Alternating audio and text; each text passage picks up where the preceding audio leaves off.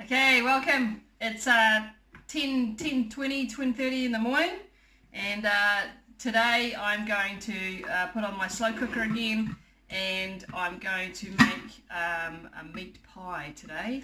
So I have here my diced Angus beef that I pulled out of the freezer yesterday. That's going to go into my slow cooker, and normally I would do garlic and onion and my Worcester sauce.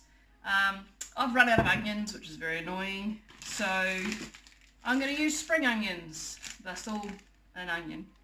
I'm not going to use the green stuff at the top because it might just look a bit random. Shouldn't really worry about that though, really.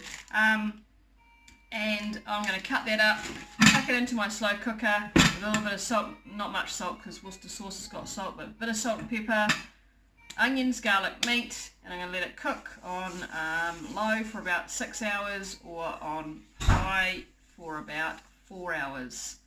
And then later on this afternoon I'm going to come back and I'm going to show you how to turn it into a delicious pie. Okay, so I've got it all ready to go. Slow cooker's on. Just thought I'd mention that this kind of blood and stuff at the bottom of the bag of the meat, I don't put in. You can actually just dry your meat, blot it with paper towels before you put it in, or I just very carefully pick it out, make sure that I just put the meat in. This blood stuff here just causes scum at the top of the thing, and it's not very nice, so definitely don't put that in. So I've just topped it up with a little bit of boiling water so that the meat's just covered, and on that goes for 4 to 6 hours. Okay, so I'm about an hour out from my meat being finished, and I've just chopped one carrot up into little small cubes. I'm going to add that in as well. I've decided I'm going to add in peas, carrots and corn into this pie, just add a few more veggies. And the carrots need cooking, the peas and the corn are frozen, so I won't need to put them in towards the end, at the end really. And the other thing that I've done is I've got my puff pastry out of the freezer, and I'll let these carrots cook, and then probably half an hour or so I'll start working on my pastry. But beautiful day, make the most of it. Okay, so my pastry's thawed and my meat's close to being finished, so I've just got myself a dish. I've just worked out how much pastry I have and that I can line this and then put pastry on the top, so that's why I've chosen this particular dish, and I think that's probably the right amount of meat that I have as well. What I'm going to do is I'm just going to line the bottom of this dish and up the sides, and I have my oven on for heating at 200 degrees, and I'm going to do what they call a blind bake on the bottom of my pie. I'm not entirely sure why they call it a blind bake. Maybe it's because the poor pastry is blind and it doesn't know it's getting baked. I don't know.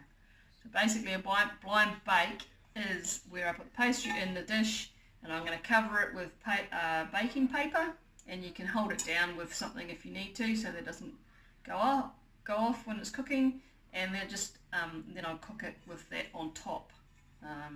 So that's so the pastry doesn't get real burnt or brown or too puffy, and that'll be the bottom of my pie.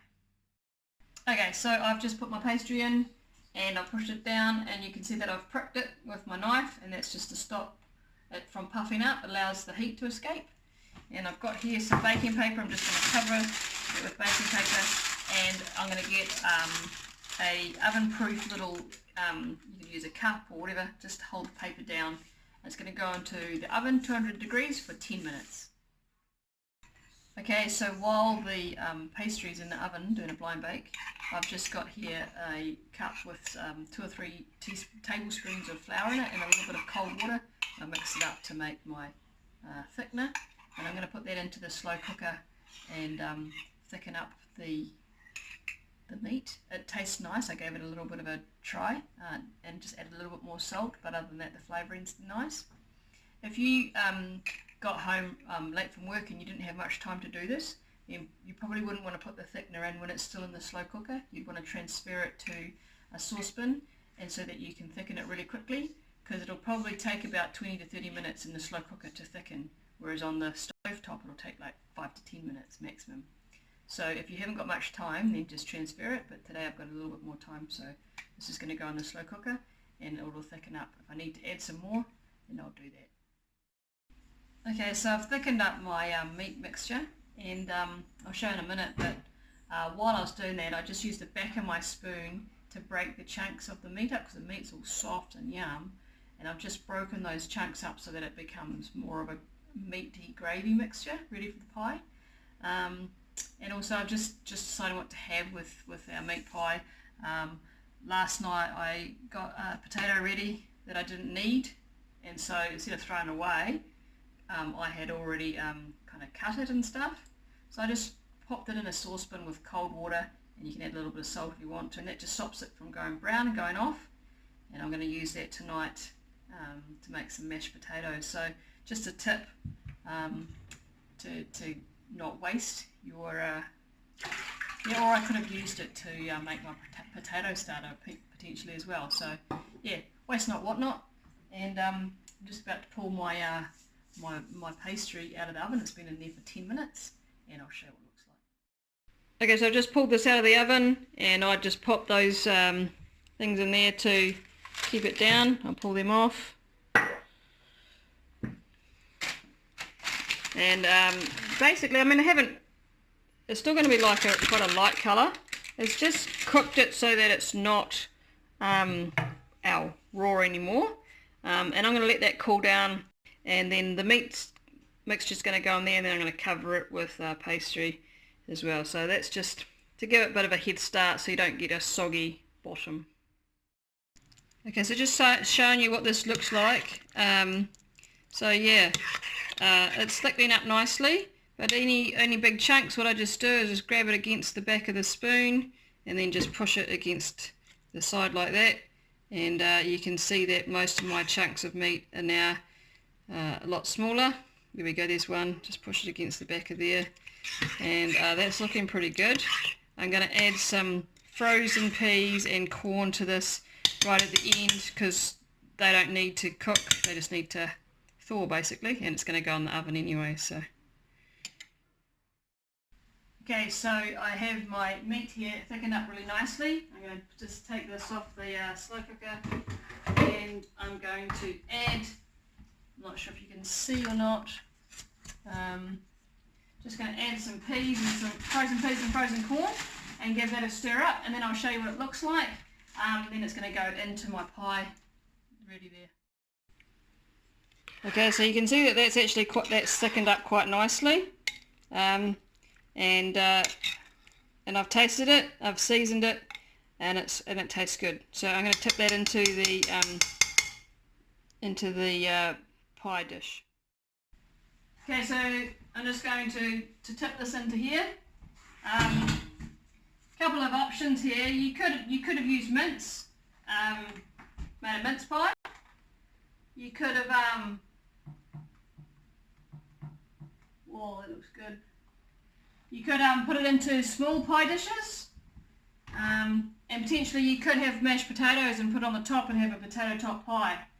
But this is the way I've chosen to do it today, and I'll just scrape the rest of that out, and then I'll come back. Okay, so I have my meat mixture all in there. There's quite a lot, more than I thought.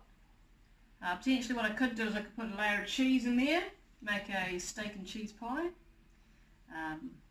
but I'm not going to do that, not tonight. So I'm going to get the rest of my pastry, I'm going to cover the top, and then I'm going to brush it with egg or milk mix, doesn't matter which one you do, and make sure you put a couple of vent holes in it, and it's going to go back in the oven at 200 degrees. Okay, so a couple of tips here of the pastry. I didn't quite have enough to fully cover it, so what I've just done is stretch the pastry a little bit, so it's a little bit thinner, and it's sitting there, and I have a little bit of leftovers, so I've just pushed that together as a ball. I'll just roll that bit out, and then I'll cover that bit there, and basically you just pinch it together at the edges. You could brush it with milk and stick it if you want, but can't be fast, can't be bothered, sorry. So I'll just put the last bit on, and then I'll make sure I put those vent holes like I said, and I'll egg wash it. pastry is pretty forgiving, so you can kind of patch it together and stick it together and make it taste yum anyway. So I got a little bit left over, so I'm going to make it into a little bit of a cross because that's pretty much all I can make because my artistry is amazing. And I'll pop that in the middle and yummo.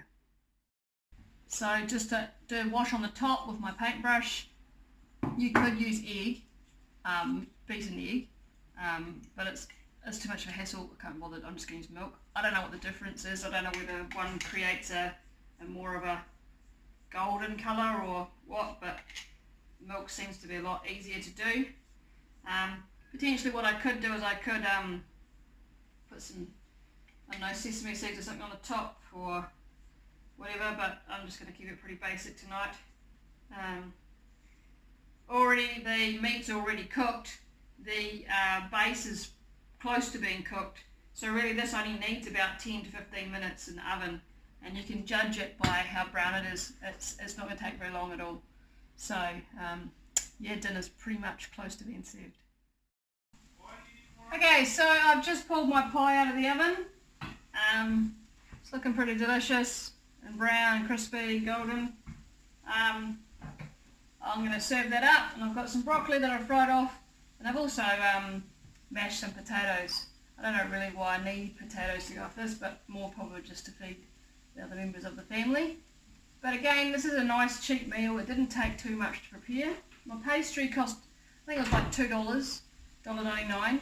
And potentially you could have halved that. I could have used the bottom bit and put the top back in the freezer and use my mashed potatoes to do a potato top pie. Or if you have a bigger family, you could use that one pastry for a bigger one, and again do the potatoes on the top. So like $1 to $2 for the pastry. The meat, I don't know, maybe $6 or $7, I'm not sure. Other bits and bobs and the broccoli, you're thinking like $10, $12 for dinner. And obviously if you've got a bigger family, you've got to make that a bit more, but really this is a cheap, yum way to do your own food at home. You don't need to pay other people to do it. You learn the skills, you make it taste the way you want to taste it. The love goes into it. It's easy on your wallet, it's good on your tummy, on your health, and it's nice to sit down, have a meal together as a family. So, tonight dinner served at the Perini household.